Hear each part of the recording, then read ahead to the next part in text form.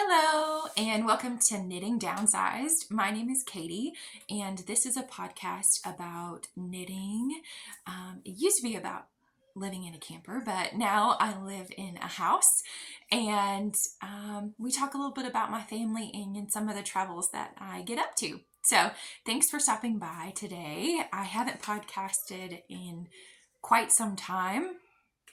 I have been crazy busy, and over the summer with the kids, and they were home, and school started, and it's just been really nuts here. So, I guess we'll get started with what I'm wearing today, guys. I finished it, and it was kind of a record finish.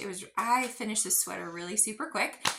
So first off, this yarn I purchased last year at SAF. Which is the Southeastern Animal Fiber Fair. It happens at the end of October every year here in, I guess it's considered Asheville. It is at our North Carolina Ag Center, and it is huge. It's for our area. It's no Rhinebeck, but it's a really great event to go to and to see lots of vendors and lots of sheep and just have a really good time. There's all kinds of classes you can take as well. But anyway, it's a really fun event. So I purchased this yarn last year at SAF, and I wanted to finish it. So this year when I went, I could wear it. There's a story about that I'll tell you here in a minute. So I finished the sweater. This is a turtle dove sweater.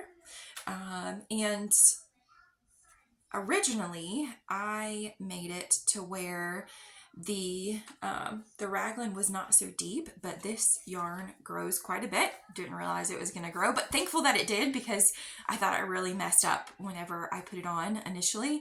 I was like, oh no, it's not going to give me this like really amazing oversized fit that I want. But then it definitely grew. I'll stand up so you can kind of see it a little bit. So it's definitely oversized, definitely that kind of drop right here, or deep raglan, I guess. So once again, this is the turtle dove. It's a free pattern. You can find it on Ravelry. And this is the turtle dove one, the first original turtle dove. I didn't do the short rows, which I now am regretting because it does this.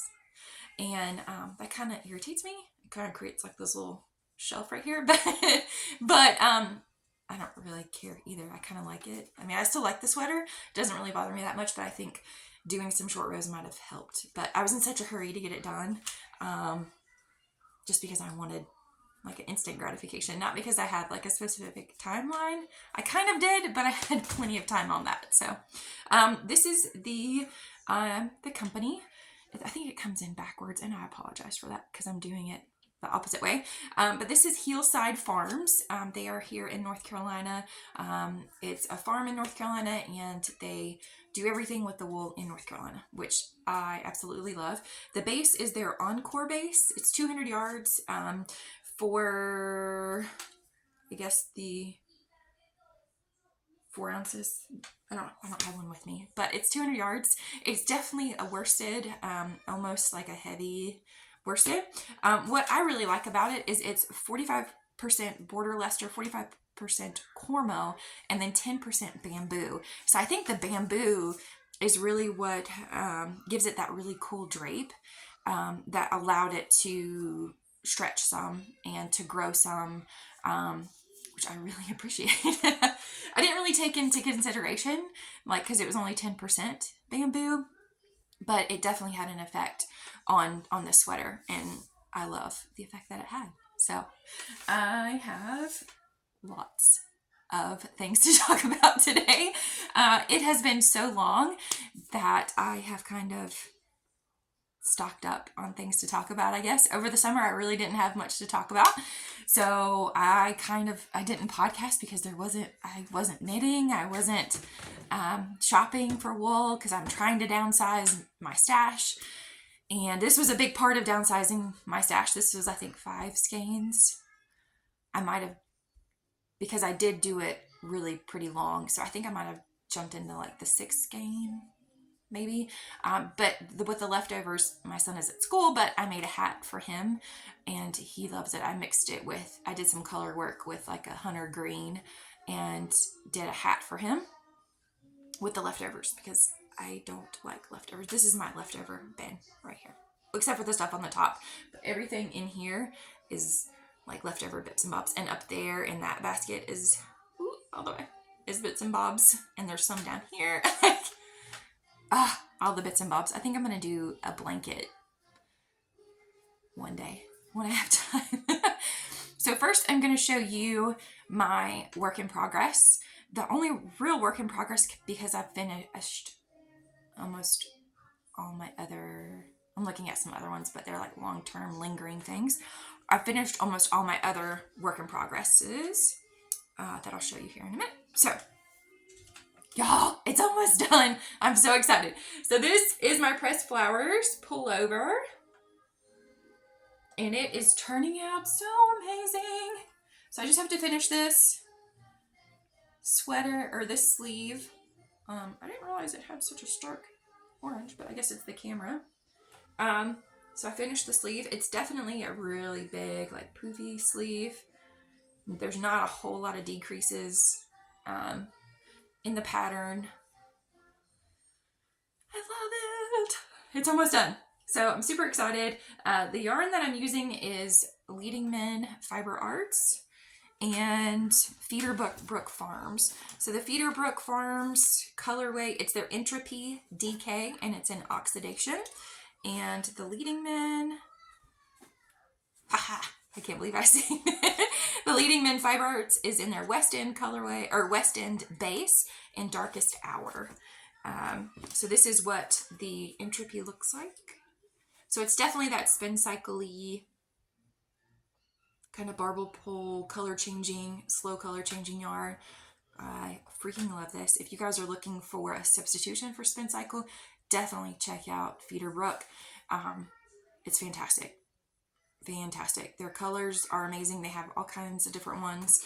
And at my local yarn store, which is Sun Dragon Art and Fiber in Brevard, North Carolina, this is like around $33. So for 100 gram skein, not for a 50 gram skein. So I definitely recommend them, those two brands of yarn. So check out the Pressed Flowers sweater.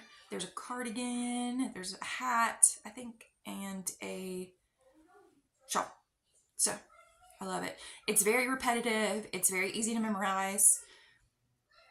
It's just like a really good brain thinking free type thing. So hopefully I will finish it soon, within like the next week, because it's getting cold here and I would really like to be able to wear it for the fall, because it's kind of fall colors. Okay, so that's my one whip.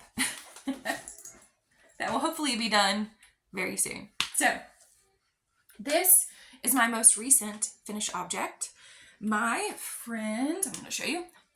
Last year I made a really fuzzy Surrey tee. It was a V-neck tee. I forgot the pattern name, but I wore it on here many podcasts ago, and I used some Surrey that one of my friends dyed for me. She's with Swamp Bunny, and I absolutely love this Surrey. It's like this perfect, oh my god, I'm so sorry. This perfect like golden mustardy, huge fan of mustard. So I had some left, and because it's Surrey, I do have a scale now. I just remembered. So I have no idea how much I have. And I have like this ball, and I have another little ball that's in here. And I am all about using my scraps. And I went out of town this last weekend and for my birthday. And I started a pair of the World's Simplest Mitts by Tin Can Knits. World's Simplest Mittens, by Tin Can Knits. Oh, they have a really good, cool app now. Check out their app. It makes their patterns like so easy to read. It literally, you pick the size and the yarn weight that you're using, especially for this pattern, because I think the World's Simplest Mittens pattern is like 3 or 4 different weights of yarn, and then 3 or 4 different sizes per weight of yarn. And so it's a little difficult unless you highlight the pattern. like what size and what numbers to use. So in the app, it actually shows you like just that one size and that one weight. So easy. Check it out. Tin Can Knits in your app store. So I made the world's simplest mittens. I used Brooklyn Tweed Peary. I pulled apart a cardigan. I frogged a cardigan. I don't know if it's really frog. The cardigan was complete, but I did not like the way it fit. And so I wanted to use the yarn, so I undid it and have harvested the yarn. And I had like a couple little balls that I think I had for like the sleeves. So I said I would rather just use that on like a little project instead of having like tons of ends to weave in. So I joined the Brooklyn Tweed Peary, which I don't think Brooklyn Tweed makes Peary anymore. They might, but I think they had like a big closeout. Anyway, so I put it with the Surrey, and I made a pair of Tin Can Knits, the world's simplest mittens. And y'all, these are the simplest mittens. I made one driving down the road and the other on the airplane. So definitely recommend. Now, I had my finished mitten, because I'm just lazy, and I don't usually count how many rows of ribbing I do. I just usually like eyeball it, like, oh, that looks about it. So one of my original mitten was in the carry-on top tray on the airplane, and so I just kind of went a little crazy and just knit, like knit and purled. Did ribbing for like probably about half an inch too long, but you're not going to be able to see it, so whatever. But these are super, super soft and fuzzy and warm, and they fit me really, really good. I made a pair of mittens last year, and they're almost too short, so they tend to ride up on my hand, and these are perfect. So I'm really super stoked about these. So and I used, I always use my Chiaogus. I used my, where did they go? My Chiaogu, I like the circular, y'all, I'm so unorganized. I like the shorty circulars that Chiaogu, I must have put it up, has. So I use those for like my smaller circumference projects. I think they're like the 9-inch circulars. Highly recommend those, love those. But do be aware with me, when I use the Chiaogu 9-inch circulars, my gauge changes pretty drastically. It's almost like, because it's so small that my gauge tightens, so I tend to need a size bigger than what I'm coming off of, or what it needs to be, rather. So I definitely recommend those. They're super fun. They're super slick. I love them. But to finish like the thumbs, I use my Chiaogu DPNs. Did I have the right size? No, I didn't. But, whatever. I just go with the flow. So these are the DPNs. I don't use them very frequently, but for thumbs, I'll break them out and use them, because there's not many rows, and it's just easier than trying to magic loop, 10 rows or whatever. So highly recommend those. Maybe get the size that you need and not just go with the flow like I do. So trying to see what else I have. Okay, so I went to Montana for my birthday this last weekend, and SAF is always the weekend of my birthday. So I thought I was going to miss SAF. Once again, that's the Southeastern Animal Fiber Fair. It's here in Asheville, right near the airport, and it's usually my birthday weekend, or right on top of my birthday. Like if my birthday's on Thursday, it's like that following Friday, Saturday, Sunday. So I thought I was going to miss it, because I went to Montana with my friend for my birthday. It was kind of my birthday trip. Instead of a present or anything like that, I used my birthday money and I went to Montana. So I thought I was going to miss it, and I worked. So I had to switch my schedule a little bit, instead of working my Saturday, Sunday, I had to work a Friday night and a Saturday night. And I was on my phone and saw that somebody was at SAF 2 weekends ago instead of this last weekend. So I like scrambled and I looked it up real quick. Turns out SAF this year was the weekend before my birthday.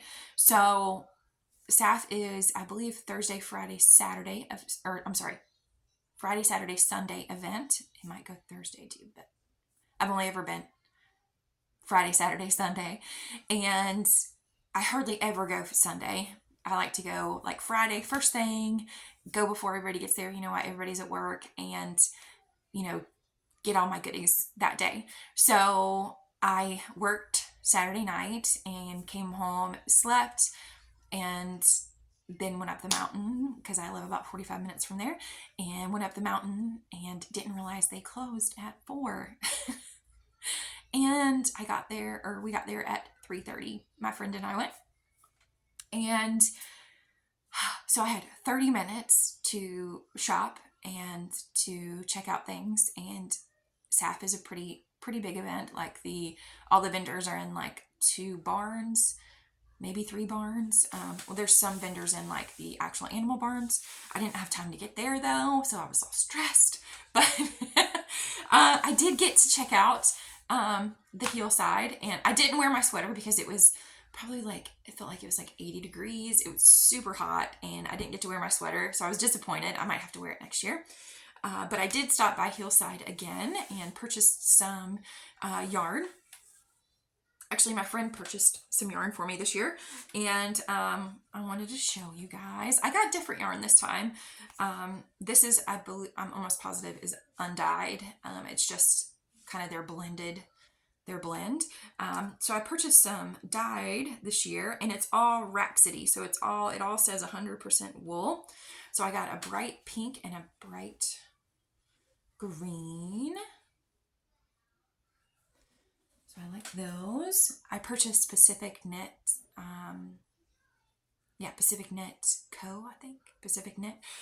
They had a Halloween Monster Doodle cowl. I purchased that, and it has zombies in it. And I'm gonna make my son a zombie hat with the green, and maybe use the pink as brains. I don't know. It has all kinds of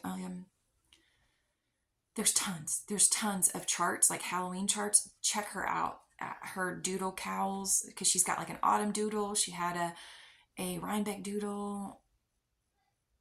I know there's a Christmas one, and it's all kinds of charts, and she gives you like the basic, like your cowl, like the numbers that you're going to need, and then just fit in whatever chart you want from there. It's amazing.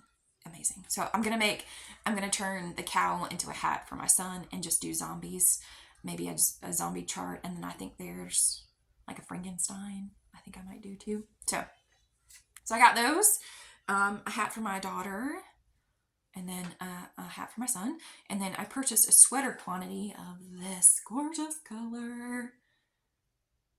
Or, I'm sorry, my friend purchased, and it's green, but I wish you guys could see. It's green, but it's got this really pretty, it's almost like you can see the gray base through the green.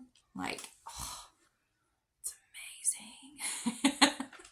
I love this. So I want to make like a really pretty Christmas sweater with it, or even maybe a cardigan. I've been thinking I really would like to make a cardigan. I have so many pullovers. I would really, really like to make a cardigan this year, maybe. My attention span isn't very good for cardigan though. It would have to be a cardigan that has like a built-in like knit as you go button band, because there's no way I'm sewing a button band on. That's just not me. I also purchased some of their fiber, so that once again, crazy green, and some purple for my daughter. And it's wool felt to do some wool felting.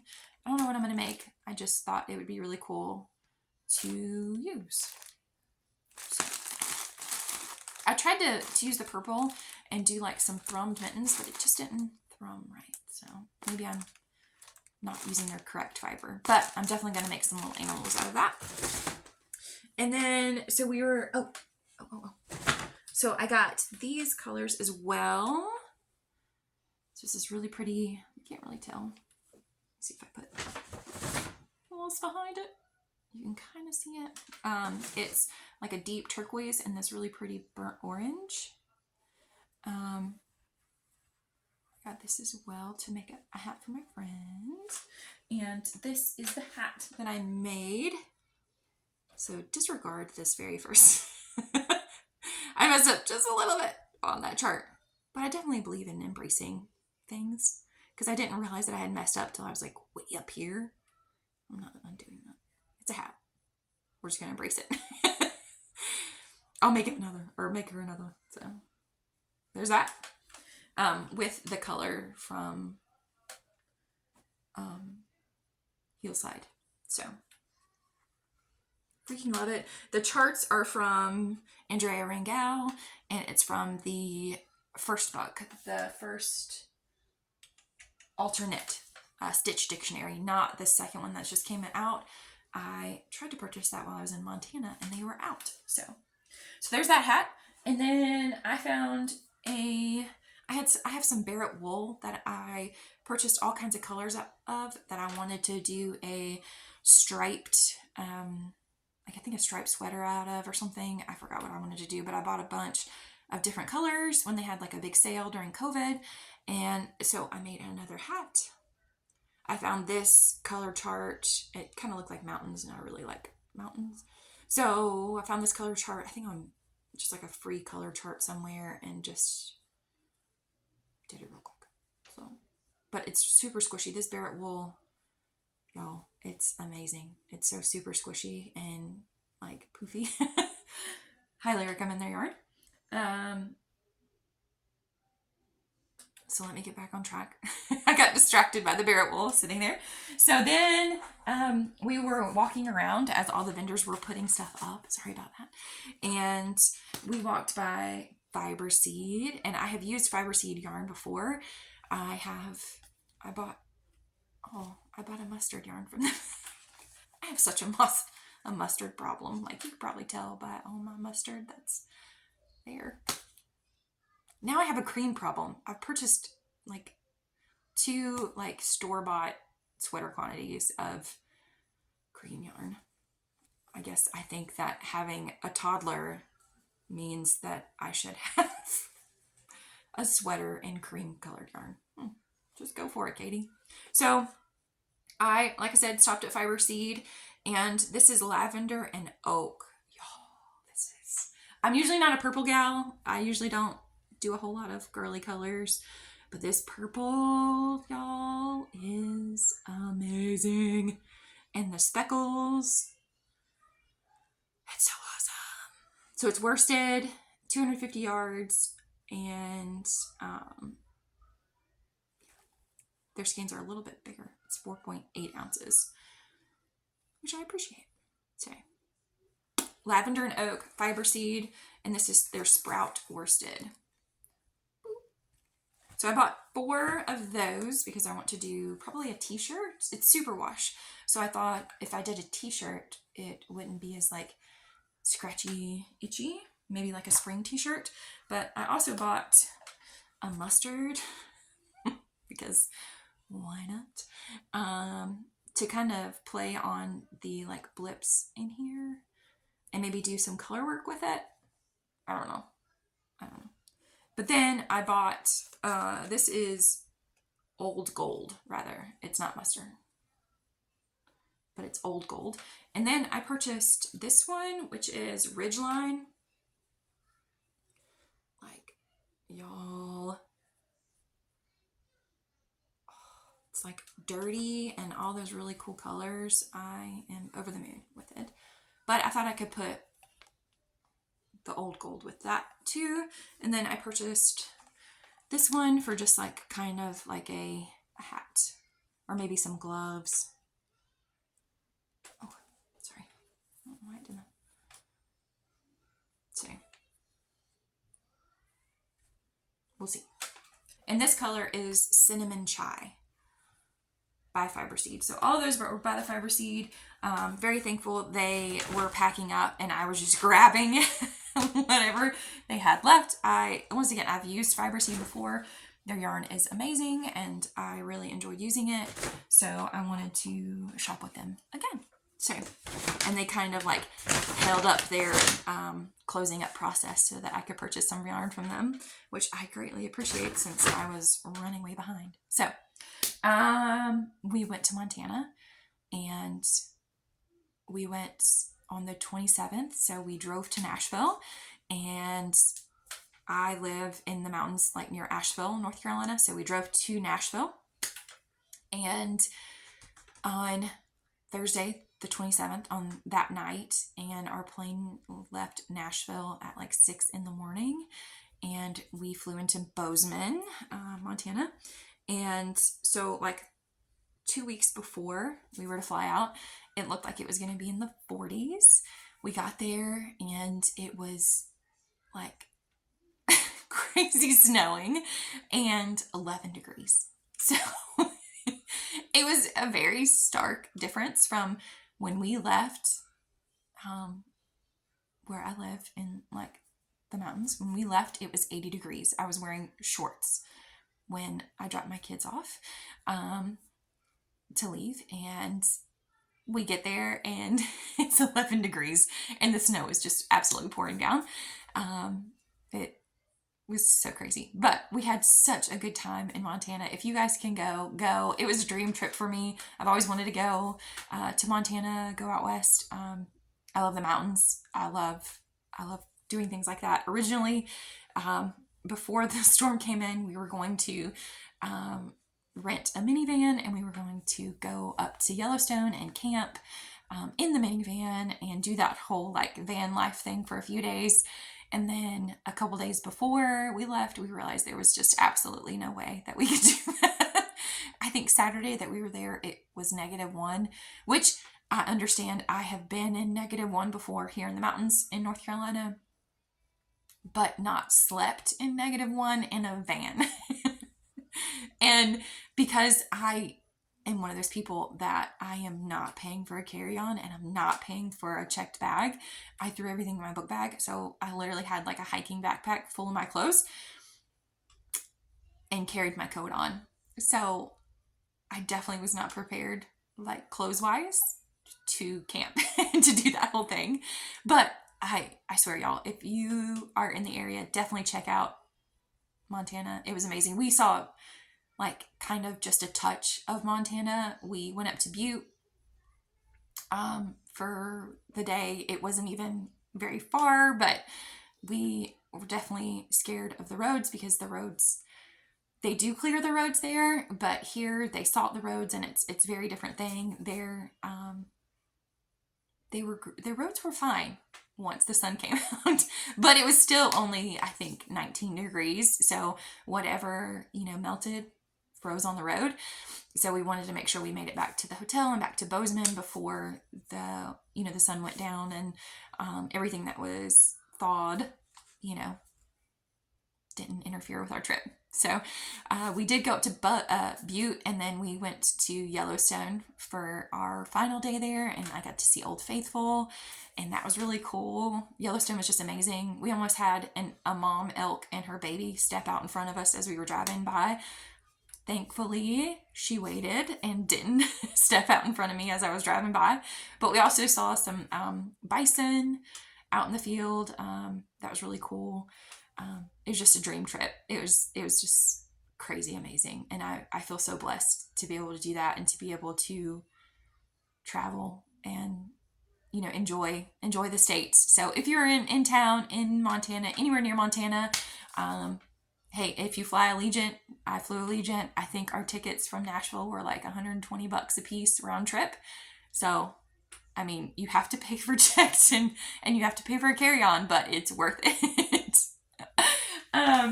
So Montana went, and I wanted to make a sweater. So I've been hearing so many other podcasters talk about fisherman's wool and the accessibility of purchasing it and the price accessibility and all that good stuff. And I've always seen it in the stores, and as a crocheter, I would never purchase it because it is scratchy wool. It's, to me, now that I use like real wool, it's not scratchy to me anymore. It's actually kind of nice.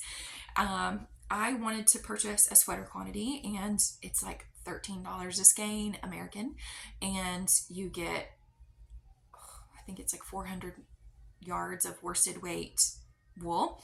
And I wanted to make just a quick sweater for the trip. So I made a flax, once again, Tin Can Knits. They are amazing people over there. Check out their sweaters. And I made a original flax sweater. And I used their darker brown by Fisherman's Wool. So just a big oversized sweater, plain. I think I was in a rush to finish it before Montana. I think going back, I'm going to do some of like the cute little elbow pads, and then probably a cute pocket on the front or something, because it is just a whole bunch of brown. So I did want to show you guys something that I learned while I was doing this sweater, because this sweater is so very brown, and the texture of it is kind of, you can see everything, right? You can see all of your knit two togethers for your decreases for your sleeves, and I didn't like that. I didn't like that you could see them. I didn't like that they were so obvious. So I started doing knit two together through the front, like normal knit two together, and boy, is it obvious. You can kind of see all of them up through there. And it could be just my tension or whatever. So then I started doing knit two together through the back loop. And I don't know if you guys can tell, but that is just a big difference to me in how they look and how they come across on, there's one.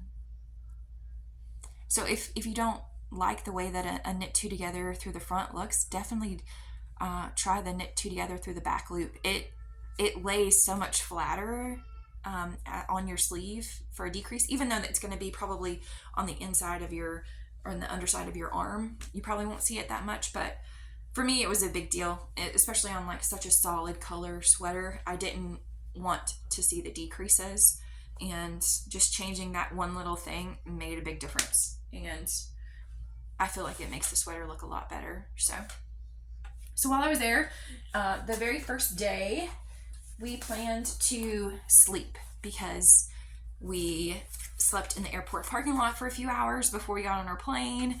And we had planned to get to the hotel, see if they would let us check in, because we got there at like 11, and they did let us check in, and thank God.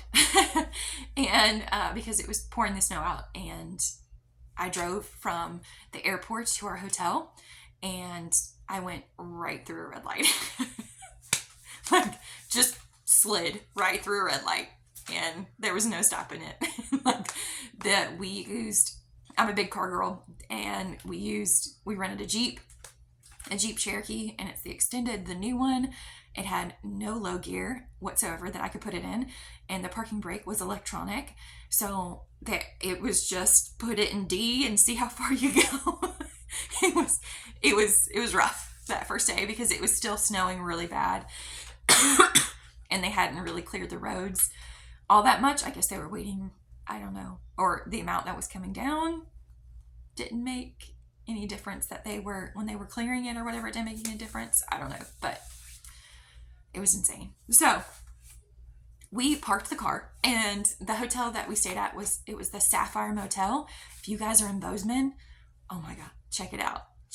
It's very inexpensive. Like, it's kind of the middle of the road hotel, but they are 70s themed. Like, you walk in and it looks like the Jetsons, like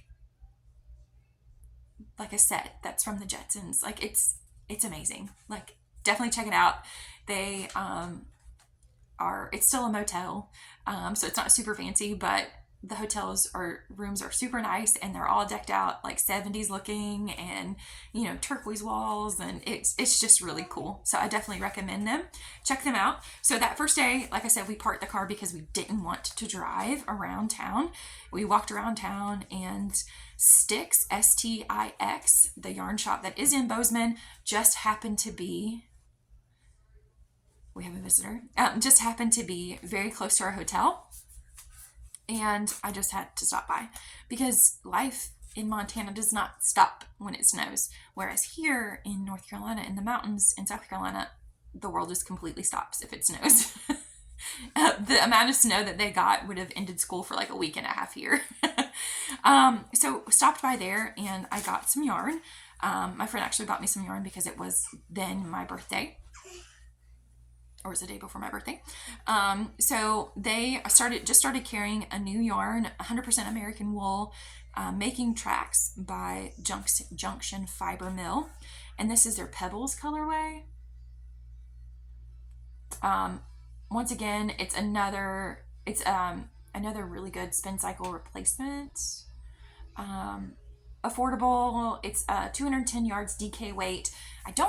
I'm pretty sure Spin Cycle doesn't do a DK. I think they do, what do they do? Like a sport fingering and then like a worsted. So this is a really good DK weight. It's 210 yards DK weight, and at Stix it was $33.50. So really cool. And then so I really like to buy local yarn when I'm somewhere. So I got this color. It's Ranching Tradition Fiber. And this is Tobacco Root Valley. It's 100% Targhee Rambouillet wool, Montana raised and processed. So this crazy gorgeous blue, slate blue, turquoisey color. So once again, it is Ranching Tradition Fiber. And I am going to look these folks up because their wool is amazing. And once again, it is DK as well, and it was $23 for a skein, 250 yards, 4 ounces. So very affordable for like wool. And like I said, I like to support small businesses, smaller companies. That's my daughter. So definitely check out Stix. They have a really cool Instagram where they post all kinds of stuff about their new yarns that are coming out and everything. It's Stix, Stix yarns. Check them out on Instagram. Really cool, really, really amazing store to visit. I definitely say if you're going to Montana, put it on your list. I wanted to go to Farmer's Daughter, but didn't. I totally forget that yarn shops aren't open on Sundays. Or after 4 on Saturdays. So because we went to Butte all day on Saturday, we didn't get to go back to Stix or to any other yarn stores, which was fine. After all the shopping that I've done for yarn, I did not need any more yarn.